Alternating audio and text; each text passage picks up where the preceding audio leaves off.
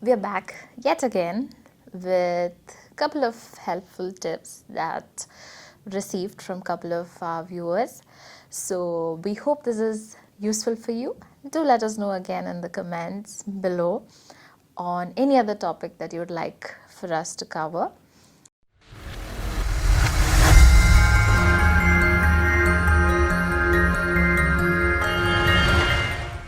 Hi, I'm Jasmine from B-GHUD and I'm here again to talk about some aspects about IELTS.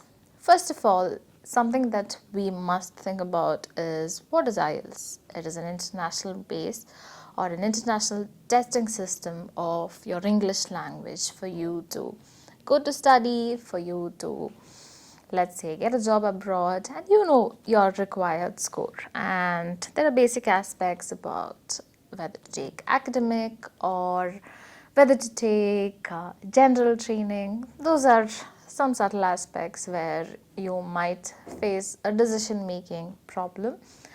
But when it comes to speaking and listening, it's the same everywhere. So I hope you find this video useful. I'd just like to talk about some aspects of IELTS speaking. So how many modules are there in IELTS as a whole? Any ideas? Yes, so there are 4 modules in IELTS. So as you know, listening, reading, writing and speaking. So basically you are assessed on these 4 parameters: your listening, your ability to understand the questions, what is asked, your ability to comprehend what you hear and understand the questions that is in front of you and put the right answer in the right blanks. And when it comes to reading, I'm pretty sure you have an idea about it. Writing, as the word suggests, there will be essays and graphs for academic or letter writing for your general training. And last but not least are speaking. Yes. So in IELTS speaking, what are the 3 important parts, or what are the 3 parts in IELTS speaking? So it starts with a warm-up. Then there is a cue card that is given to you. You have a 1-minute preparation time and you're asked to speak for 2 minutes continuously, and then there is a 2-way discussion. So these are the 3 parts of your IELTS speaking. As I said before, it starts with the warm-up, cue card and your 2-way discussion. So let's think about each of these aspects. I'd like to focus on some of the subtle aspects that we usually tend to overlook. So when it comes to your part 1, no matter what kind of question is being asked you, always try to answer in full sentences. Even if it is a yes or no question, try to answer in whole sentence. If it's an answer that you can't give a reason, still try your best to answer in a full sentence. For instance, if you're asked which is your favorite color, at that point of time you're suddenly asked this question in your part 1. Okay, black is my favorite color. I love wearing dresses in black because it gives me more confidence. Yes, if that line doesn't come, it's okay, but try to practice answering in full sentences and try to make it a habit to give a reason with every question that is asked throughout your IELTS. Coming to cue cards. So you'll be given 1-minute preparation time.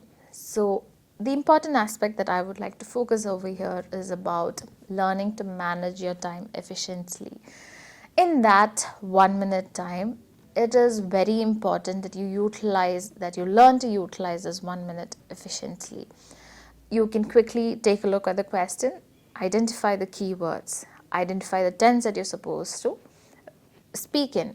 You're supposed to speak for 2 minutes uninterrupted. So try to identify the keywords in your question. Try to identify the tense that you're supposed to speak in, and use the paper and the pencil or the pen that's given to you and try to write 1 word for each, 1 or 2 words. The reason why, if you've heard your teachers say or your trainers say this, try to write only 1 word, is because you have only 1 minute. So all that you need is, this is your reference. In case you forget, you look at that while you're speaking. Yes, you can look at that. So That is one of the important aspects about utilizing the 1 minute effectively. It's very important that you learn to utilize. This is again with practice. So 1 week before your exams, go through a lot of cue cards, try to identify the topic, the keywords, and think about stories in which you can talk about for each of the topic. Analyze situations and scenarios.